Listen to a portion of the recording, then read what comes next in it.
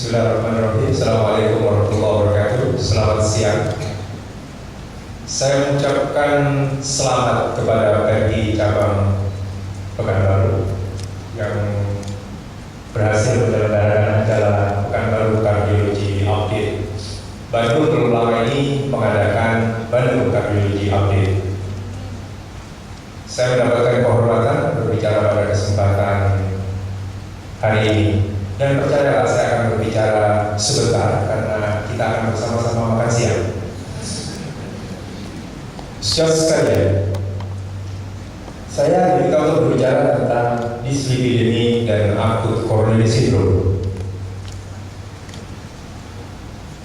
Saya rasa mungkin kita tidak ada henti-hentinya berbicara tentang kolesterol, berbicara tentang dislipidemia.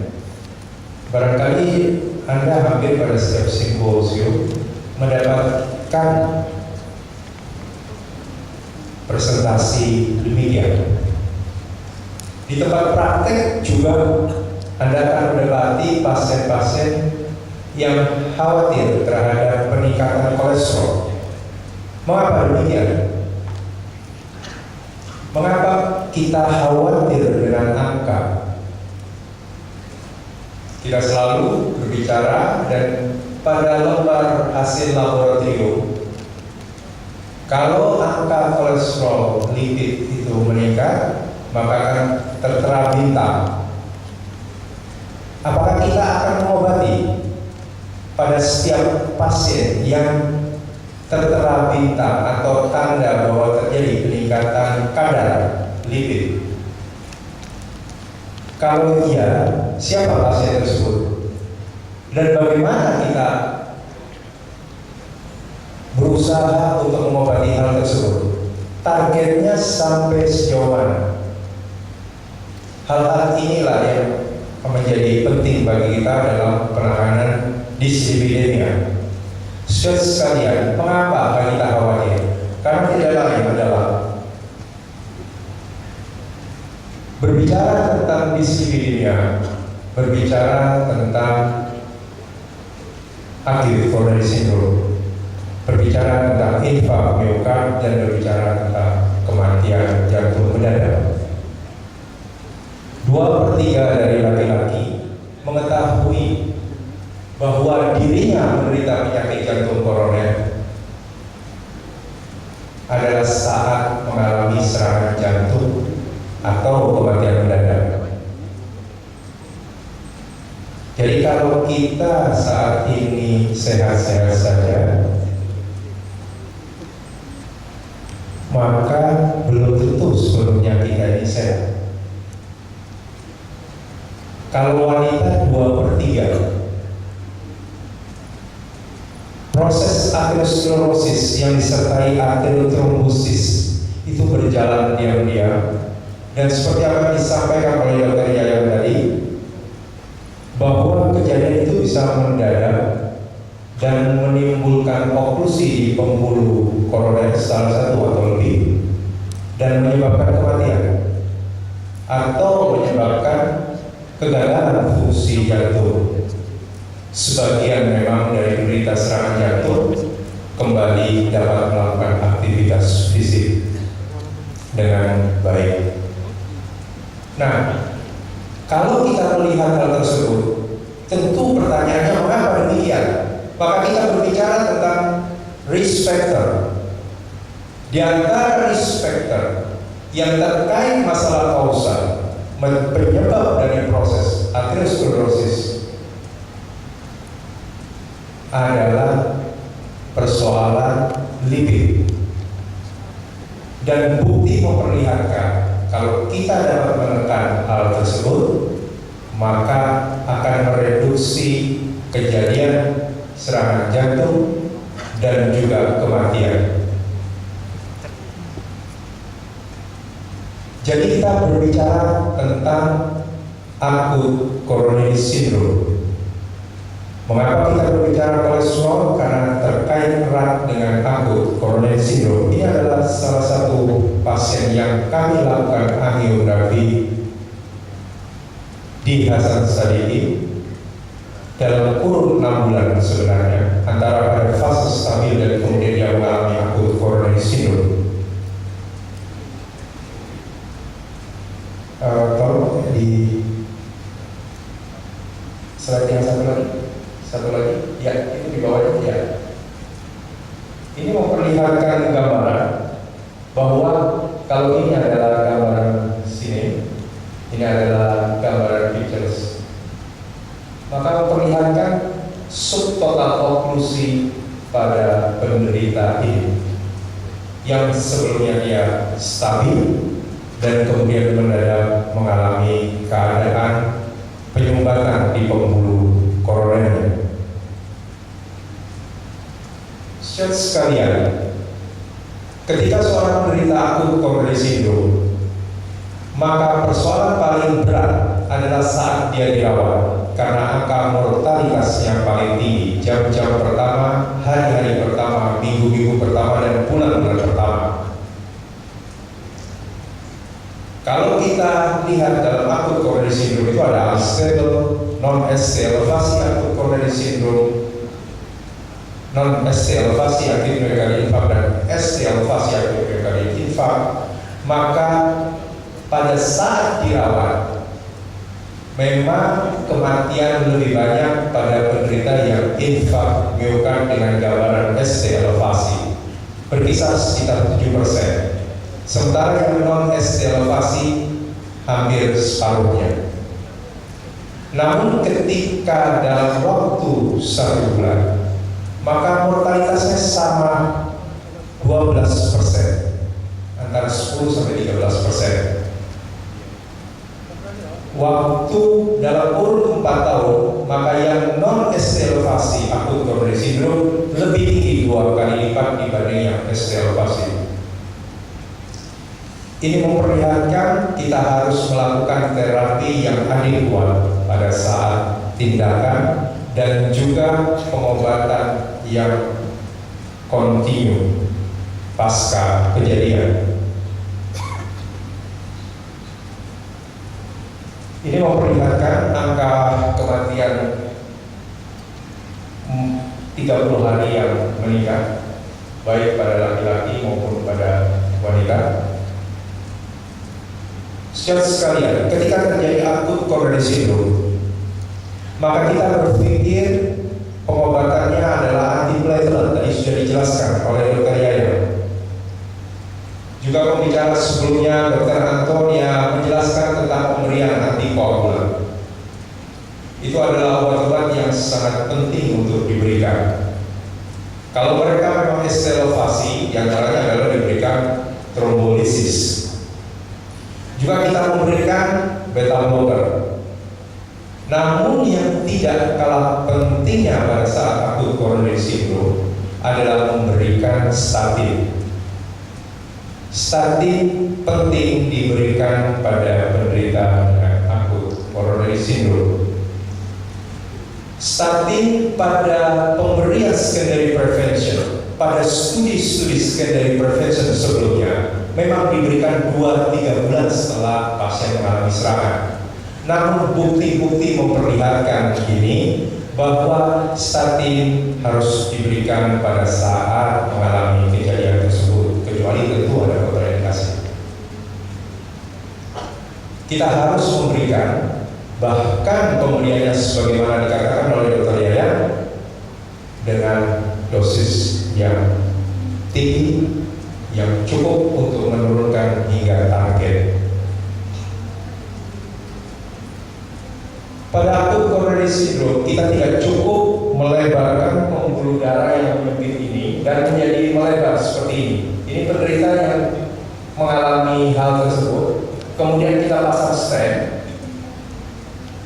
Namun kita tidak pernah bangga dengan pemasangan stent, karena stent pemasangan ini hanya satu segmen dari sebuah systemic disease.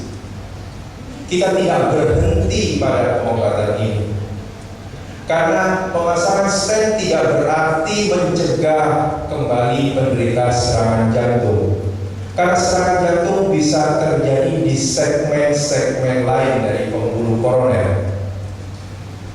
Intervensi koroner penting untuk dilakukan pada akut coronary syndrome.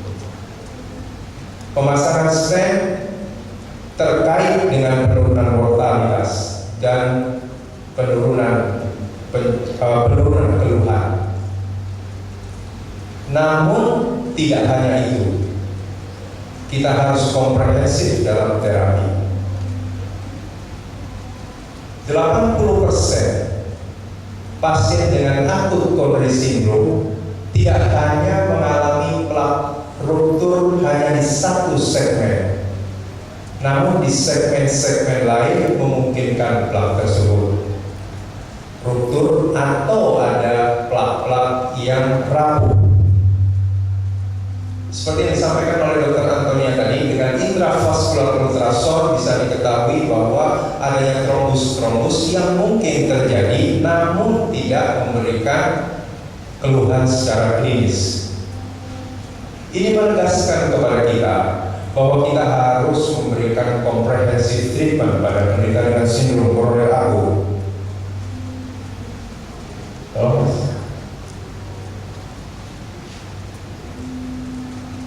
Yang satu lagi, ini adalah gambaran dari pembuluh koroner lain dari pembuluh pasien yang tadi, yang memperlihatkan ada plak-plak lain yang mungkin yang bisa jadi kemudian plak-plak ini yang tadi adalah terjadinya di sini, namun plak-plak yang ada di sekitar pembuluh circumflex ataupun di right coronary artery bisa jadi juga merupakan plak yang rapuh yang mungkin bisa ruptur.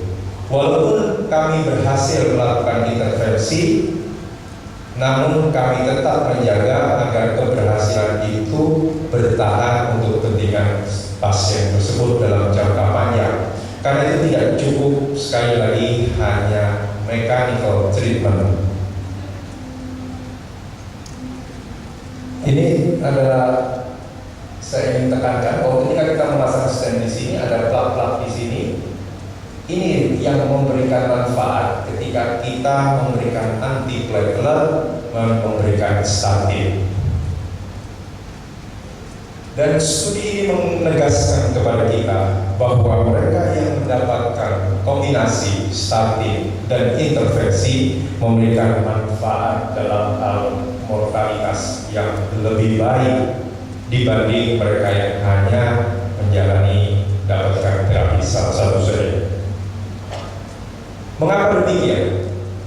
Statin sekarang ini dikenal tidak hanya menurunkan kadar LDL, walaupun di dalam guideline memang ditekankan tujuan terapi statin adalah target menurunkan LDL sesuai dengan target. Namun statin juga mengklaim dapat memperbaiki berbagai hal di samping penurunan LDL yang tadi disebutkan adalah pleiotropic defect. Jadi kalau berkenaan dengan pleiotropic defect ini, maka diantaranya adalah menurunkan agregasi platelet, efek antiinflamasi, menurunkan apoptosis, menurunkan degradasi metrik, menurunkan adesi molekul, memperbaiki fungsi endotel. Inilah diantara makna pemberian statin pada saat akut coronary syndrome. Kalau kita lihat bahwa studi yang pertama memberikan manfaat statin tersebut adalah Miracle Study, memberikan studi memberikan atorvastatin dosis tinggi yang dimaksudkan tidak hanya untuk menurunkan LDL, tapi menekan inflamasi yang terkait dengan arteriotrombosis yang terjadi pada sindrom koroner akut. Kita berusaha agar plak-plak yang rapuh di tempat lain itu stabil. Kita ingin stabilisasi plak. Disinilah peran yang bisa diambil oleh statin.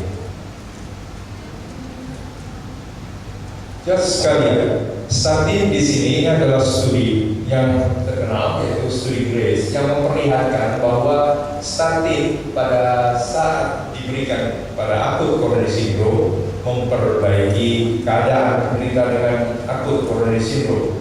Mereka yang tidak mendapatkan statin kondisinya menjadi lebih buruk.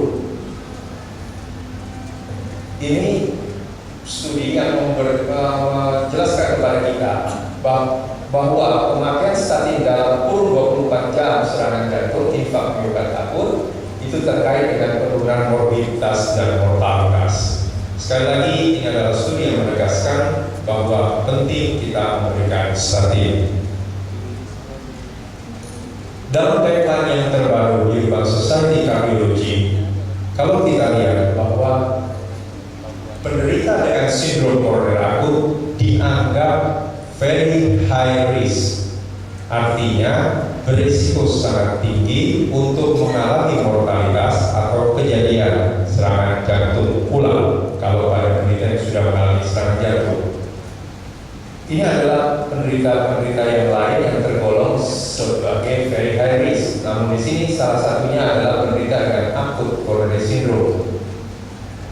Nah, pada penderita yang seperti ini, guideline menekankan kepada kita bahwa pada pasien seperti ini target kita LDL sebagai target utama adalah di bawah 70 mg atau lebih dari 50% dari penurunan kolesterol. Kalau memang di bawah 70 tidak bisa.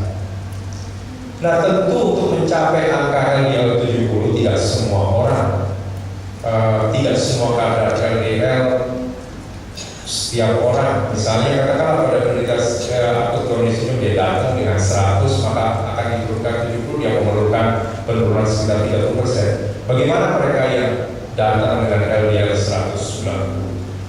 Kita tentu memerlukan statin yang terkait penurunannya secara efektif diharapkan dapat menurunkan target. Ada berbagai jenis statin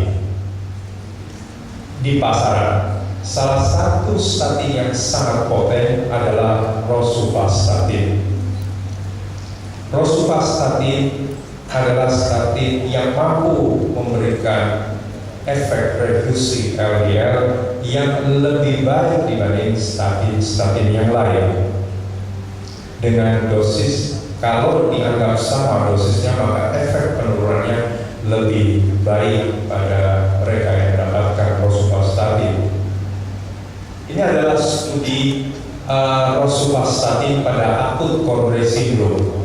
Kita tahu bahwa sebagaimana yang disampaikan Dr. Yahya tadi, bahwa studi pada akut coronary syndrome ini terutama dilakukan oleh atorvastatin.